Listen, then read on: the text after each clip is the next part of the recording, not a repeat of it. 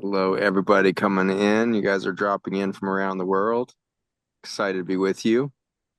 Thank you for joining an exciting conversation here that's relevant to every single household on the planet and an exciting mission that we get to share with you today, coming out of the heart of New Zealand. One of the pulse points of this planet is how it feels to me whenever I'm in New Zealand. It's got a sense of the the island type energy where it's the beginning of everything. It comes through strong in New Zealand when you're there. So all of you who are blessed to be living there or have been blessed to visit, it's always a powerful activation place to encounter. And we're very excited to be bringing this global community and audience the opportunity to engage with an extraordinary project that's coming out of New Zealand here. Thank you guys all for joining so potently here.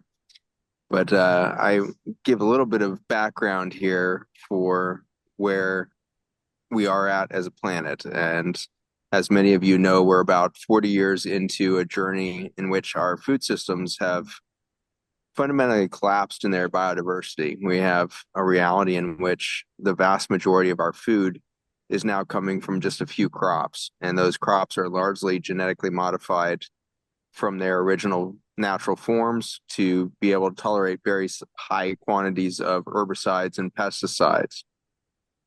The herbicide and pesticide residues in our food have ignited a chronic disease epidemic that my laboratory here in Virginia has been studying for the last dozen years.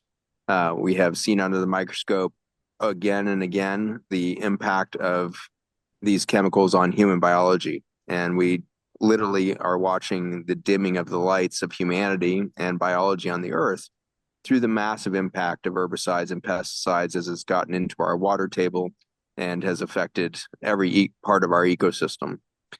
Along that journey, we have seen the industries that have moved our chemical and agricultural environments into their current status using some pretty predatory tactics and strong arm tactics to get farmers into compliance with the usage of genetically modified crops and the related chemical management systems that go into that through lawsuits towards farmers. And we've seen farmers across the world sued for intellectual property infringement when pollen is blown through the air from genetically modified crops to land on heirloom seed and natural crops, and the companies move through testing crops that were originally purchased as non-GMO seeds, and then are able to demonstrate that they have genetic modified components in it from airborne pollinization, and then they sue the farmer for property infringement and therefore force the farmer into usage of GMO seeds. So that's been the trend that was set in the United States in the 1990s and has now been seen in almost every corner of the globe with these sorts of tactics. The result has been a fundamental collapse of our seed bank globally. We have lost the ability for farmers to purchase, collect, and recycle their own seed bank. Farmers it has been outlawed for farmers to collect their own seed from the crops that they grow and this sort of thing. So through this incredible industry and governmental permissive attitude towards this, we've seen this collapse. And so for that, we have this fundamental crisis that we're in, and it's just such a thrill to bring you this incredible team out of New Zealand that is really envisioning a different future for us as we tap back into the messaging and understanding and learning of heirloom seeds and where it's going to take us in the future. There are two fundamental futures that are emerging, and I don't think that they're necessarily exclusive of one another. It feels as if this planet is about to go through two realities that diverge. One reality is technologic, where we start to rely heavier and heavier on technologies to try to band-aid the collapsing biology on the planet, and we become more and more reliant on technology. You see, these almost daily headlines now of computer chips being put in people's brains and augmented biology and all of this stuff around transhumanism. All of that is pointing us towards this reality that's emerging of a technocratic future. The other one that's emerging, I would say just as quickly, but is not getting as much press, is a biologic future. We have farmers all over the world that are jumping into a regenerative reality where they are doing the right thing by their soil. They're doing the right thing by their local biologies and ecosystems. And so I get blessed every day and every continent that I touch now to be brought to farms all over the world for farmers to showcase what they're doing, for people to show me what's working in their sector and show what their incredible ingenuity and creativity has led to in their space and how they're now feeding their families and their communities through regenerative practices. And so I want to just encourage everybody that as dismal as the technocratic, technologic world of chronic disease that has emerged looks and feels, there is this other emergent future. And so a lot of the purpose of today's webinar for all of you is to give you that sense of hope and that sense of excitement of the future is now. We can all be part of this reality of a biologic future instead of a technologic future. And our technologies of the future can work through biomimicry rather than what I would term a bio-antagonism that we currently do through our technologies. And so as we move from antagonism to harmony with our biologic systems, we get to see projects like this one unfold that really bring bright light to our dismal state here. So thank you, Kay and Amber and Jade for joining our team here. I'm going to turn it over to Jade to ground us in place in New Zealand here, bring us all into that great that mana, that soil there, Jade, and just honored to have your grounding force here, and we look forward to hearing more of your heritage and your connection to land that can inform all of us what it feels like to remember we are of Earth. And so thank you, Jade, for bringing us in here and grounding the conversation from here. Kia ora koutou. Karakia timatanga, our blessing for today. I te whānau hui, whaia te matauranga kia marama, kia whaitaki ngā mahi katoa, tua maia, tua kaha, aroha atu, aroha mai, tātou ia tātou katoa. For this gathering, seek knowledge for understanding. Have purpose in all that you do. Stand tall, be strong, let us show respect for each other. Kia ora tātou. I will pass it on to Kay to open us today. Kia ora Zach, kia ora Jade, and to Amber as well. So I'd just like to just very quickly say that I've been saving heritage fruit trees and heritage seeds since the late 1980s. In the beginning, I didn't understand anywhere near as much as I do now. I was essentially a very naive young mother, and this has been an incredible journey for me, and I have learned so much from the seeds, and I'm going to be really excited today to share some of that with you. And it's really exciting to be working with Amber and Jade, which we have been working together for 20 years now. And it's also really exciting to share some of this with all the rest of you out there, because in the end, it's only going to be by us all working together to save these seeds and some of the understandings and practices around these seeds that we are going to be able to take them into our future. So, yeah, let's pass to Amber now. Kia ora, everybody. So yeah, just to support what Kay said, to tautoko what she's saying, I am Amber, I'm Kay's daughter, second generation seed saver, although our family have been gardening and growing for up to 7 generations now, or probably longer. And I am a food writer. I've written 4 cookbooks. Food has been the passion of my entire life in one form or another. And really honoured to be here today with Zach and Jade and Kay to support the conversation around heritage seeds and how important they are for our future, how they fit into human and planetary health, and how they can nourish us all on a beautiful, broad understanding and scale of nutrition, how they fit into living soils, how they support our health, and of course flavour and cooking. So, yep. Awesome. Handing over to Jade and Zach. Kia ora koutou, ko Jade Moana takunga. I'm Jade Moana.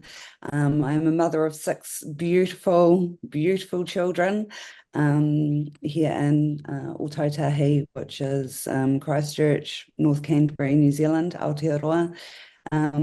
Like Kay said, we've worked together for a very, very long time. My drive and why I do what I do started with having children, wanting to go back to our traditional food diets. What does that look like when it's been lost in generations, when it hasn't been passed down? And so my whole career thus far of about 22 years has been the reclamation of people to the whenua, to the land, and very grassroots, very community level. I've worked with thousands of families over my time, and inspired thousands more to be growing their food at home in their communities and wider. And I have always used K's seeds, our heritage tupuna seeds that have been passed the generations down here, because it makes sense. The penny dropped very early on that I needed to start saving our seeds and telling where those stories came from. So that's my superpower as such, and just really here to help bridge that gap for people to understand that it is, like you said, Zach, not all doom and gloom. Like, there is hope, there is purpose, there is drive, there is passion, and it's just us being able to reconnect again in so many ways. So thank you for having us here, and I'll hand it back to you, Zach. Beautiful. I wonder, Kay, would you be willing to just give us a little bit of background on your perspective on heirloom seeds and how you define that, and how that has affected your life deeply in these recent years? Sure. So I guess I had been collecting in the 80s and early 90s in New Zealand. I had been collecting, I was a back to the land person. I came out of university in the Vietnam War era, and was very clear that my ethics and values were different to mainstream values. And when I moved up to Northland, which is the subtropical part of New Zealand, the fruit trees and the garden centres didn't work up there, and I just started collecting all the wild fruit trees, and I started to become aware of the history and the story and of what had happened with fruit trees. But the moment that it became vegetable seeds was the moment that we had that disaster, the Russian nuclear disaster of Chernobyl, and somebody told me at that time that all the seeds we could buy in New Zealand were coming from Holland, which was at that moment under a nuclear cloud. So my first step was to be very conscious that I wanted food security for my young family. How could I grow food without having to be dependent on Holland for potentially completely contaminated seeds? And so I just started looking and finding seeds that were around in families and in our community that we could grow ourselves. So it was about food security in the beginning. But very quickly, my whole orchard and my whole vegetable garden became full of all these heritage fruit trees and all these seeds that were passed to me. And so in the beginning, I just thought, well, heritage seeds are the ones that have been passed on down. And that was my definition. But over a few years, I became aware that I felt as though these seeds were nourishing me, and the food I was growing from these seeds were nourishing me differently to the food in the supermarket. And I was really frustrated because I didn't feel like I had the words or even the concepts in my own story to express that. But I became aware that when I picked an apple off an apple tree, or I harvested a potato and I knew the whakapapa of that plant, somehow that whakapapa, that story, the whakapapa is the story of the plant, where it's come from, its whole story, which often included, for me, it included which boat it came to this land on, from which country and whose ancestors and all of that. I became aware that the story of the plant on the seed somehow went through me on a cellular level and began to affect who I was. And so over the years, that has become a key part of my understanding of the value of our heritage seeds. But from there, I have kind of become aware over the years. I've learned and learned, and the seeds have taken me on this journey. And I've become aware that if you're growing your food from seeds that have always been passed on down from family to family, they haven't been gardened with Roundup, they've been in living, alive soil, they have the ability to connect with the life in the soil and in the sky, Father Sun, Papa Tuanuku, Mother Earth, and the sky. They have the ability to connect and communicate with the life in the world around us. And they have the ability and then they have the ability, if we have a healthy gut, to connect and pass that information on to us. So we're back in that process of coevolution. And it's that process of coevolution is what reconnects us to ourselves, to the earth, to who we are, and it gives us a place to stand. So I've come to understand heritage seeds as being the seeds that actually, the only seeds that are capable of building life on earth and holding everything connected. So I guess my understanding of heritage seeds has changed quite a lot over the 40 years I've been working with them. And I now believe that they're the seeds of the future and the seeds of biological systems, and they're the seeds that nourish us the best, and they're the only seeds that are going to be useful for local food systems, for food sovereignty. Beautiful. Thank you. It's really unfortunate that the modern definition of food has dumbed it down to this concept of calories. Yes. And we run around talking about calories, and we maybe have a vague sense of macronutrients of calcium or manganese or magnesium that's in our food. But it's just this vague concept outside of calories. And so you run around and list the calories on the menu or whatever it is. And that whole concept of energy is measured by the amount of, fire released when you burn, a cubic centimeter of the material. It's such a reductionist approach, and what it lost is everything you're talking about: the genetics, the energetics, the water structure within these contents, the seasonal effects, the connection to land, all of these things that you're referring to. And so recognizing that long before we had herbicides and pesticides, we were already dumbing down nutrition to these very base reductionist definitions, and we lost the spiritual and energetic qualities of the food that we consumed. That's and listening my big to you, that's been my big learning. Yeah, and in listening to you, I can't help but feel quite jealous that we've got Amber sitting here who got to grow up in your home as you're learning all of that. And so, Amber, what a life you've had. What a blessed path you had coming in through a mother that's created such nurture in the environment and set out at your young age to build such a landscape around you. So why don't you give us a little perspective of what that's meant for you to be growing up and ultimately carrying on the tradition of an heirloom seed household? What does that felt like to you as a child? What are some of your memories there? Yeah, thank you, Zach. Yeah, it's been an incredible journey, and I feel so blessed that I've come into this life with a passion for food, because I literally could not have chosen a better parent. And growing up, I was pretty much in the kitchen from the moment I could hold a spatula and walk out into the garden. And I feel like one of the beautiful kind of approaches that I've had my whole life because of growing up in Mum's garden is this ability to be able to walk out into the garden at any time of the year. And when you are looking into the garden to see what is there, literally you're like, okay, we're going to cook dinner tonight, what's in the garden? And you might have some zucchinis or some tomatoes or some basil. And so the way you structure your thinking around how you prepare food is figuring out what's in season, and then you make a meal and prepare a meal with what's there, as opposed to thinking, okay, what do I feel like tonight? Maybe lasagna, and then you go to the supermarket and buy everything, which is probably often out of season.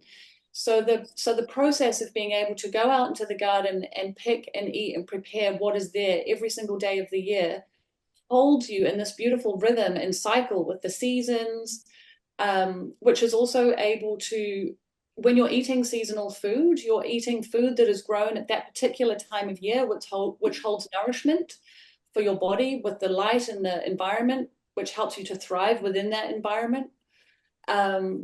So that's a beautiful thing, which I've carried throughout my whole life, is just understanding the importance of eating seasonally, being able to enjoy foods at particular times of year that taste the best as well.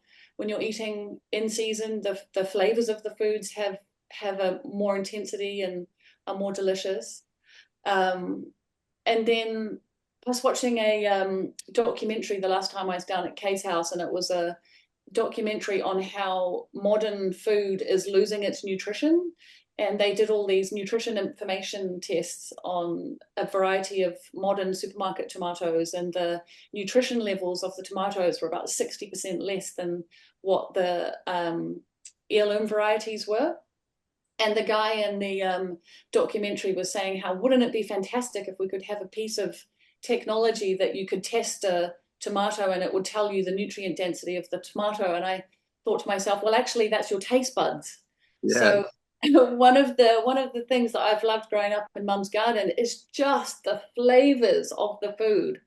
You know, like nothing compares to a beautiful sun-warmed, freshly picked tomato that comes straight out of the garden. Like sometimes I would come home from school. In fact, often in the summertime, I'd come home from school and just go straight out into either the orchard and pick beautiful fresh fruit straight off the tree, and that would be my afternoon tea. Or when I was picking tomatoes and lettuces from the garden for dinner. And honestly, the memories of picking that intensely flavored, beautiful food is just something that sticks into your cellular memory that carries you through your whole life. So yeah, it's had a huge impact. The flavors and nutrition and rituals that hold you within the seasons, and how that impacts really every area of your life. Beautiful.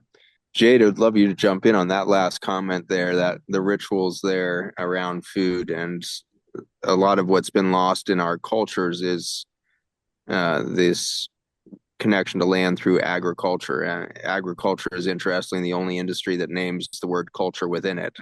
We've got engineering, and we've got transportation, we've got information technology, and we have agriculture.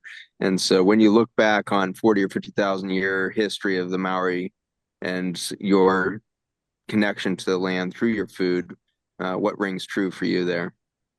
Yeah, that's such a great question, Zach. I think something to paint a bit of a picture of that is our ancestors coming to Aotearoa, their journey here.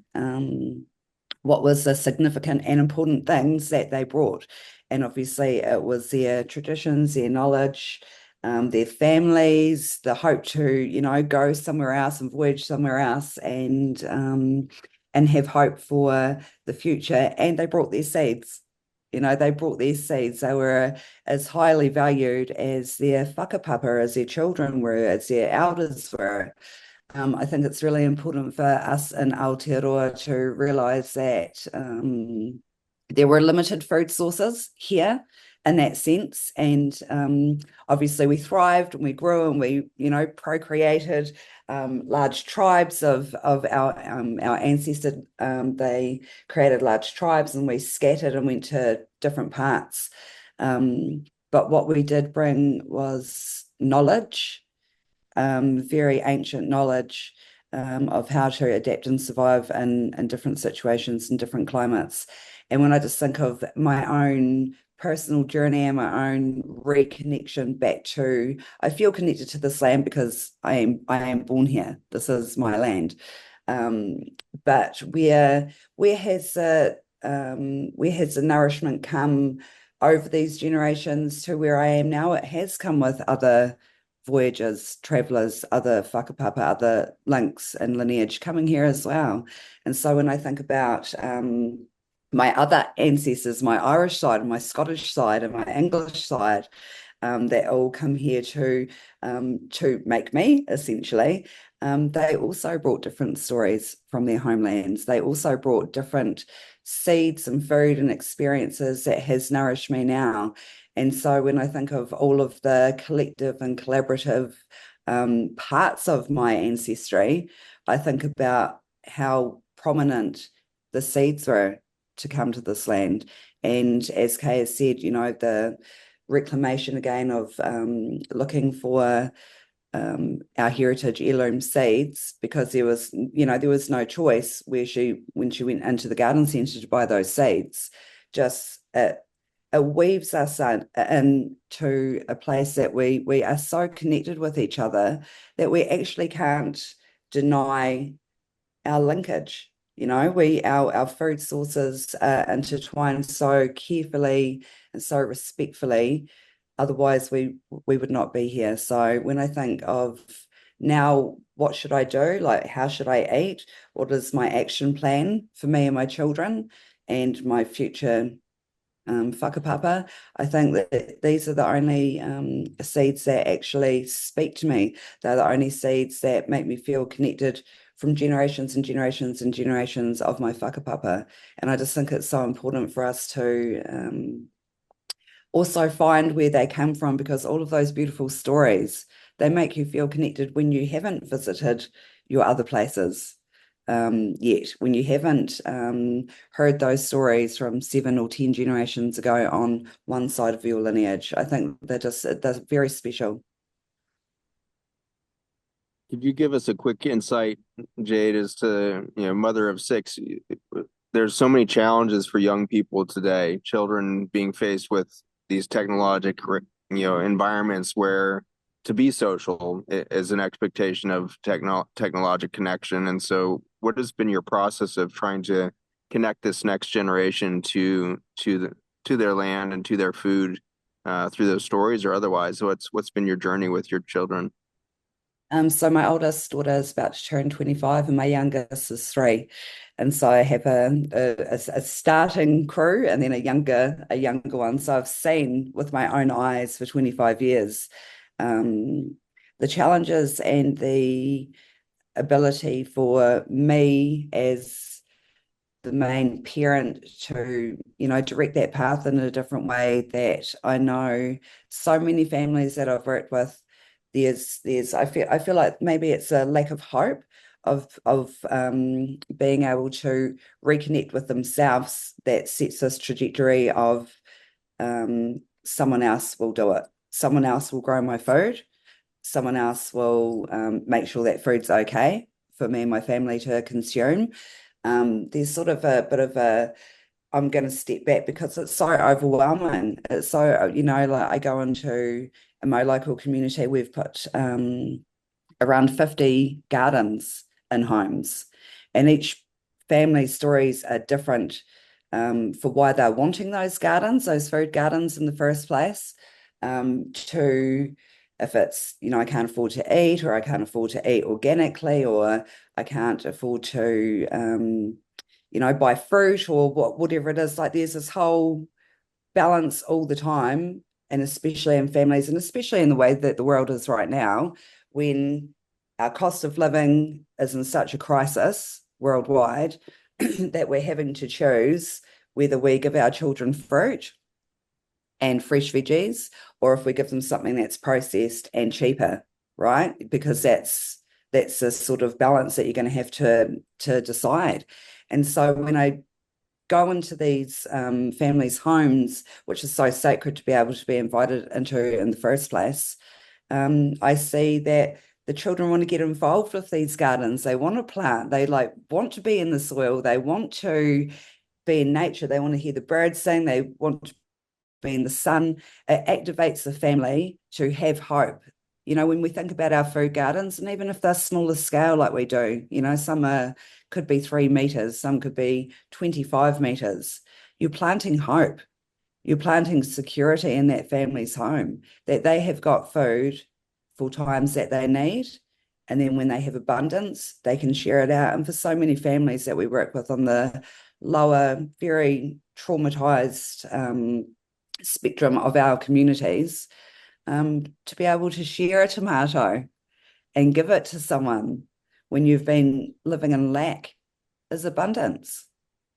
And that abundance is something that is so heartwarming and so empowering for them. To actually have abundance is empowering for people. Kia ora. Spectacular.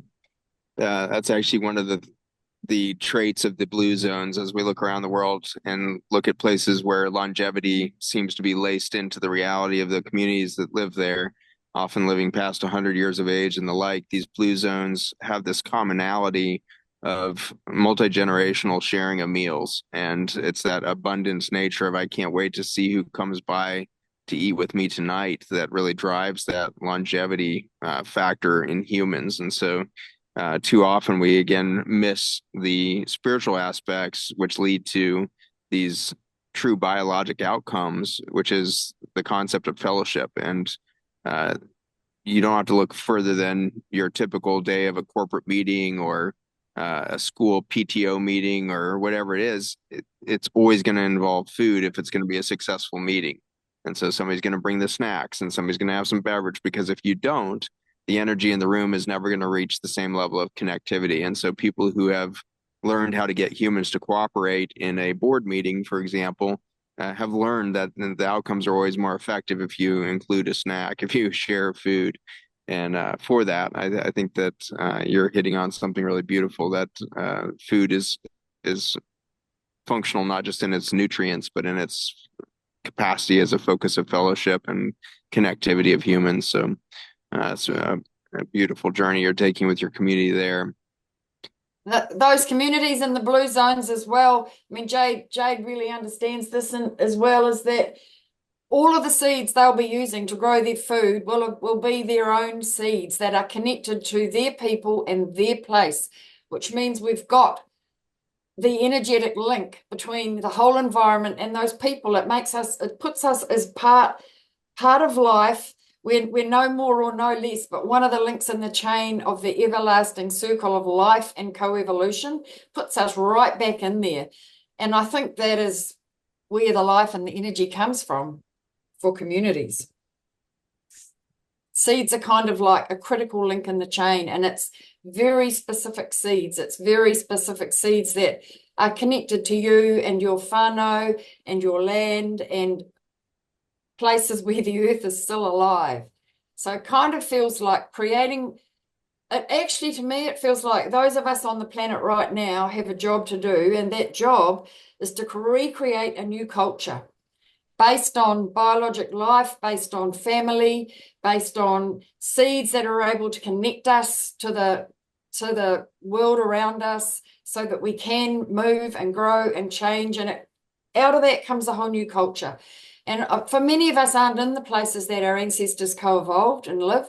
We've shifted somewhere else on the planet, and it may not be the same climate, so we maybe can't grow the same seeds our ancestors grew. But so long as you start with seeds that are still open and still have the ability to reconnect with the life in the earth, which hybrid seeds, F1 hybrids and CMS seeds and GE seeds can't do in the same way. So long as we have those seeds that are still open and are able to connect to biologic systems, then out of that food production and the way we cook it and the way we eat it and work together, we create a new culture. And I feel like that is our job on the planet now. Love that. I think you're exactly right about that.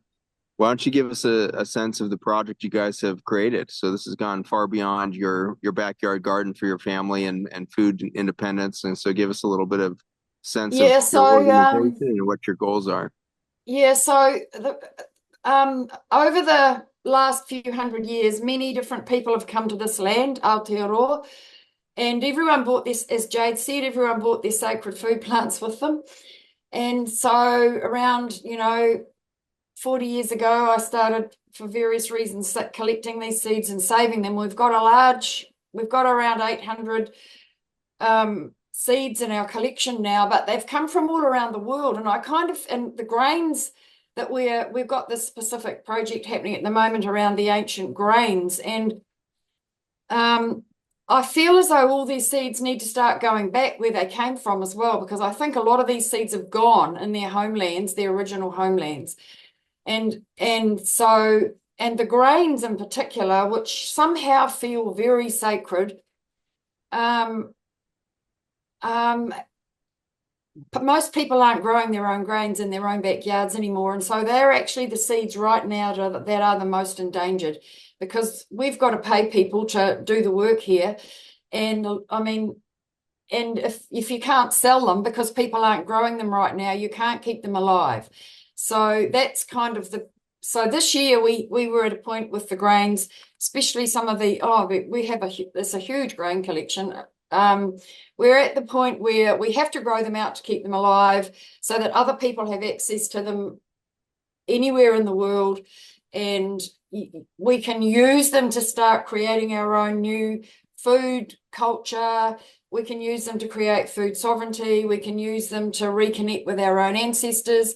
And they are the ones we have still, luckily, on a knife edge that have actually been developed and co-evolved in these local food systems. That's the key. Modern grains haven't been. Not only are they unable to communicate in the same way with the life in the soil and nourish us in the same way, but they've been specifically selected and bred to suit large industrial agriculture systems, which means they've been bred for the hulls to stay on while they're being harvested so they don't fall off in the field, which if we're going to use them in our own kitchens, we need them to be easy to be hulled so that we don't need machinery to do it. There's heaps of differences between the industrial grains and all the industrial seeds, and the ones that work for home gardeners and for sovereign local food systems. So I guess this project for us is about like helping people become more aware that there's a really big difference between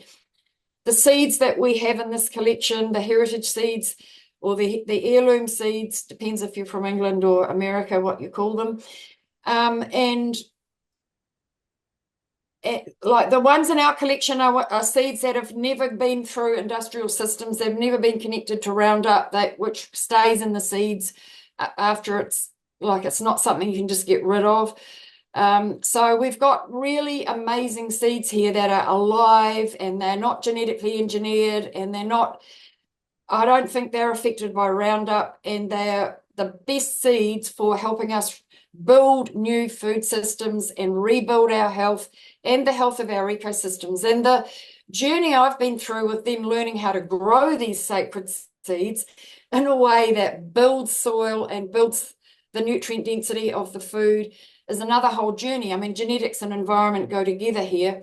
But yeah, it's just really to share how precious I feel these seeds are and how much I've learnt from the seeds and how much their value goes way beyond as you said, the carbohydrates and the minerals and the vitamins that are there. It's all these levels of feeling and spirituality that we've kind of lost touch with, and you can reclaim it through the seeds. You can regain it through building a connection with your food and the seeds, and that is such a special thing. And the heading that was put on this talk on the thing was like, what do we lose when we lose the seeds?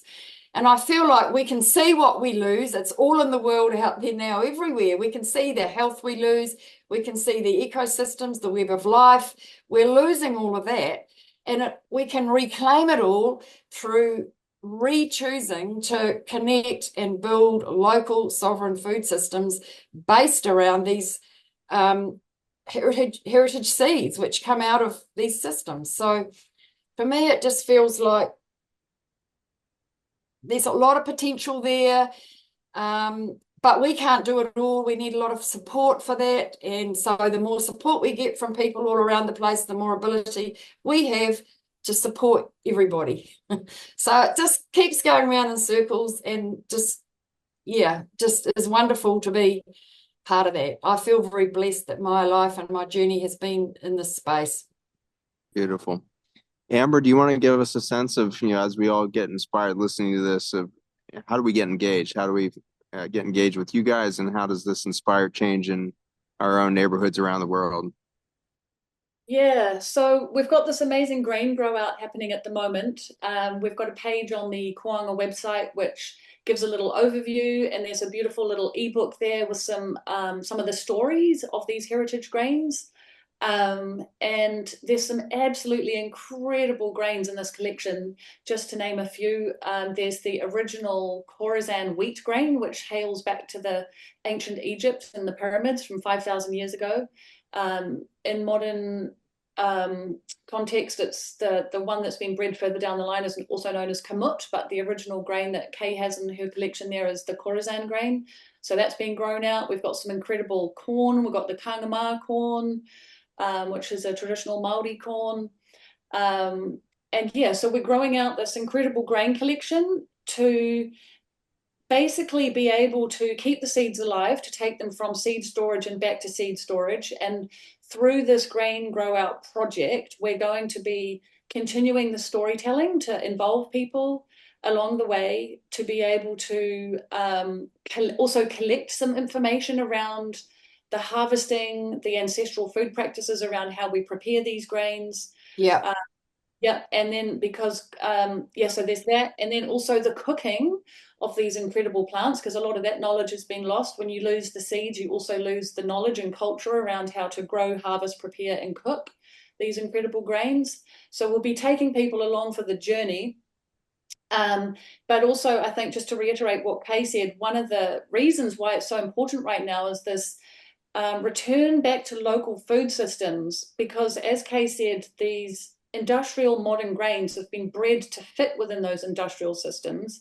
But with the return back to the localized, regenerative, sovereign food systems, we need the seeds that actually fit within those systems. And these are those seeds. So you can connect to the project through the page on the Kōanga website, which I think will be at the link to that will be in the Q&A box. And we will be taking everybody along for the journey with the storytelling. Yeah.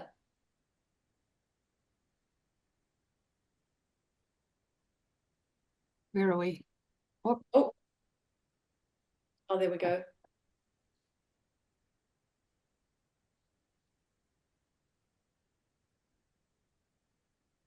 Beautiful, beautiful.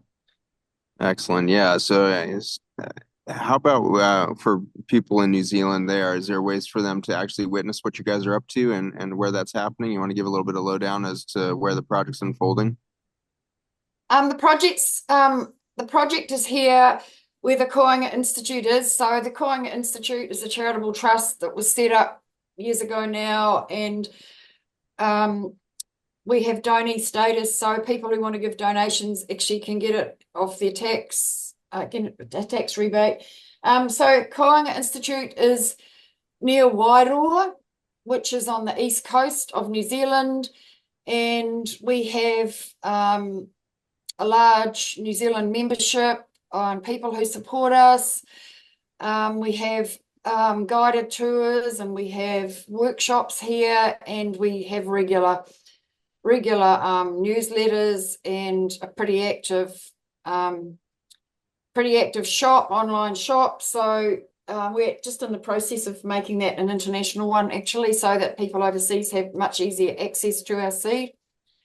Yeah, so we work with people like Jade has got her own projects in the South Island, and we work with people like Jade, and we're particularly focusing on working with people who are really serious about learning to garden again, beginner gardeners, and groups of people who are trying to work in community, like Jade is doing amazing work down where she is, helping beginner gardeners, but in particular helping people to learn to grow their food in ways that produce nutrient-dense food and connect people up with the life energy, just building resilient local food systems. So that's our mission, and we are here near Wairoa.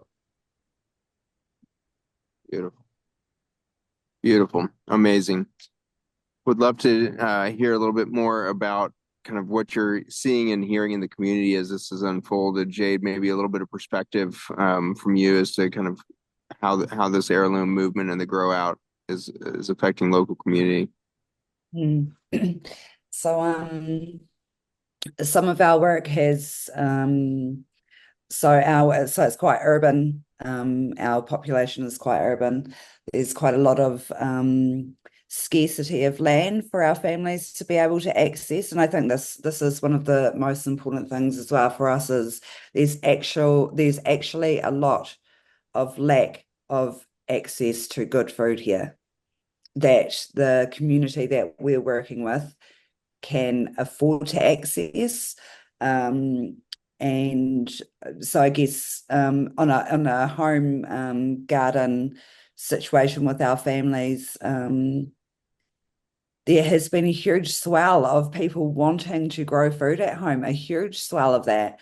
And I know that that's the pressure of society and the different changing situations that we've faced and different pandemics, and all of these things have pushed people to want to be resilient at home. And I know that Kay can attest to the sales of seeds and just the explosion of growth of families and individuals wanting to come back to growing their own food for their mental health, their well-being, like that is a really, this is a trend that we have seen working in our community. People want to connect to something that's not technology. Like you asked before, Zach, how do we get our kids off technology and back into the environment, back outside playing? How can we do that? As parents, as community, as each other, there has to be something for them to get outside to do. And so we see it all the time. Just a complete joy, the utter joy from children going Children love outside, it. reconnecting with their parents, like having time away from screens and sitting in front of TV, like actually coming outside to help mum or dad or grandparents water the gardens, just and seeing seeds sprout, just a pure joy that our children that we work with, just seeing. It's almost like it's, for so many children that we've worked with, it's like there's wonder and joy in seeing a little seedling pop through the soil. Like they're on such a buzz, they're on such a high from it because they don't get to experience that. They don't get to see, taste, smell, understand creation, because we have, unfortunately, as a society, given them devices, put phones in their hands, put tablets, put the TV on. I think for what I have experienced in our community as well, just the sheer joy of being able to have a food garden, to get dirty, to get messy, to reconnect with your family is one of the most joyous things that you can ever experience. What we've seen in our community as well is just the cost savings. Like we have to talk about these sorts of things because food is so expensive here. I mean, I'm not sure what it's like and where you are, Zach, or worldwide, but I know our families can't afford to eat. Like they just can't choose those things regularly. And so if we've got a garden, we've gifted them a garden, and we only use heritage seeds, our heirloom seeds. Some of them whakapapa to some of those places, like Hayes beautiful packets, like they've got a story in each of these seed packets, and they'll say they're from here, and then so many of our families are just like, I'm from there, like I'm actually eating my great-great-grandfather or cousin, uncle, auntie, It's mind-blowing. That is mind-blowing, Yeah, eh? it Yeah. is. Oh, It just they feel more deeply connected to that plant that they're growing because it shares the same lineage as them. And it's so powerful. I think the revolution has well and truly started. I think it's one home, one backyard at a time. I know our local food systems and resilience here are trying to catch up. There's always going to be the monopoly of the supermarkets and, just how broken that food system is in itself. But if we do one family at a time, teach them how to grow food at home, we're going to have a powerful community that also will then be able to build these seeds and share them between themselves. And there is an economy going on that's local, that's real, and is just beautiful. yeah. Yeah, and Jade, I think that the magic of these seeds is not always something that you can talk about or rationalize. It's like I'll never forget when we went to a field days years ago where all people come to look at all the stalls and stuff, and we put out a box we weren't close to the path, so we put a box out on the path with some heritage, some kangama, some white corn, and some ancient kumara cultivars and some ancient riwai potatoes, and we watched the people walking past it. And the kuia, the elders, the Māori elders that walked past that box had never seen that food for years and years and years, and they walked past it and they just kept walking past, but they noticed it, and they all turned around and came back and looked a bit closer and turned around again and put their hand out to touch it and they didn't know what to do. They hadn't seen these sacred plants for so long, and there was nothing, but they were just sitting there, and you could see their eyes opening. You could see their like memories coming back from a generation ago of how connected they were to those plants, and all they had to do was see it to just suddenly go way back into another time, and the power of that time and the power of that connection with their food. And I think in very simple ways that you are doing that with kids and with people who have such big lacks in the city down there, and it's cities all around the world now, people can't afford to buy food. You only got to place these, they're like magic seeds. They're like magic, and you don't even have to know that. You just have to be working with them, and it comes into your body in an unconscious way, I think. I mean, that's what happened to me. Subtle. Yeah, very subtle way, and it just affects us. So, yeah, working with these seeds is super powerful. Beautiful. So beautiful. Wonderful. Well, there's a lot of questions that have come in around gardening and the seeds you're using and everything else. For most of us, it's a foreign concept that you would go to your neighbors and go collect seeds and all of that. So can you give us just a little sense of what does that look like as you start to try to reimagine our backyards into food forests that are derived from our local seed banks and all of that? What does some of that process look like for a backyard gardener to get engaged in heirloom seed collection? Yeah. Do you want to answer that, Kay? Well, I can start. So I think we've collected and created a lot of resources for helping people to get started. It's actually very simple to get started. Doesn't necessarily mean it's easy to save everything in your own backyard, but it's very simple to get started with some things that, like beans and tomatoes, are very easy. And we have got the resources there, but I think the powerful thing about starting to garden in your own backyard and create gardens and forest gardens is that as soon as you start doing it, you've only got to do one thing in the right direction, something that follows the laws of nature, something that supports the natural world, something that supports you in an organic, biological way. And what I see is that the natural world comes in behind you and supports you. So it doesn't take long before you've got way more insects and way more birds, and you feel the energy lifting. And that is what helps us to know and supports us to understand that we're going in the right direction. The whole of nature is there still after all we've done to her, waiting to support us. And so it's just about taking one step, like start using heritage seeds, throw out all the toxic stuff, like start building a biologic living system. In whatever way is the most simple step for you, just take one step. And you are just the life on earth, the life that's kind of sitting there dormant because we're like holding all that life down with the way we live, the way we want to control the sprays and the poisons. We're actually stopping the natural world expressing. And all we have to do is stop doing that. It takes a lot less energy to not do it than it does to do it, and take one step, and everything will just keep moving in behind you. Love that. Love that.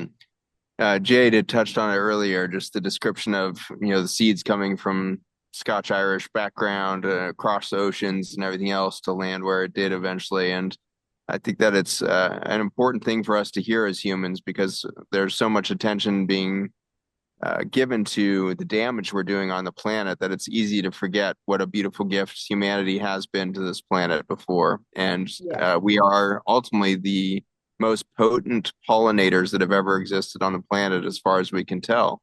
We've taken seeds and plants all over the world to create new ecosystems, new diversity. And that's really the characteristic of what is known as a keystone species in nature. A Yes. keystone species is one that increases the biodiversity on every piece of land it walks upon. And so this is what you find with elephants or the wolves in Yellowstone or beavers on the river systems.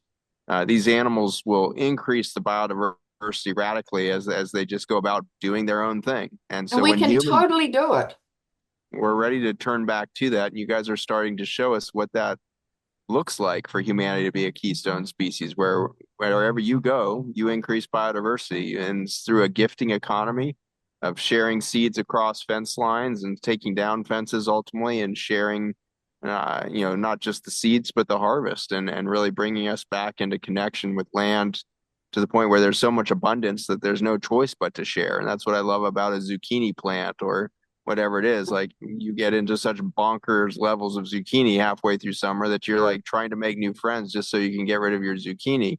And so this is like something that I remember growing up when my mom being like, go find somebody to give this zucchini to. And I'm like, Mom, people don't even like zucchini. And then you go and knock on somebody's door and like, oh my gosh, thank you. That's amazing, the zucchini.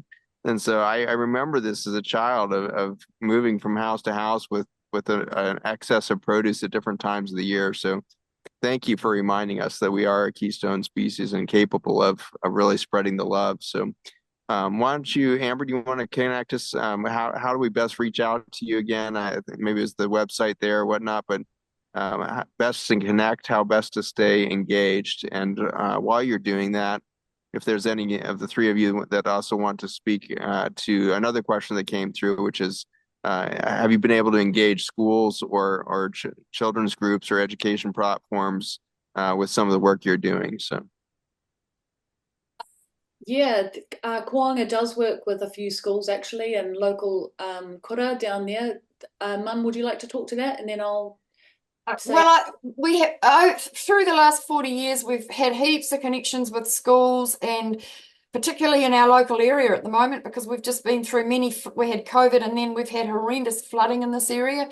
We've been doing a lot with neighbours and schools, but in the end, our ability to do this comes back to how we are supported by the wider community. I mean, it's not easy to pay wages out of saving seeds. It's very, very difficult. So we are looking for really a lot of support. We have the information, we have the experience, we have the knowledge, but we can only do what we are supported to do. So it kind of has to go around in a circle. So that's where it is for me. Amber?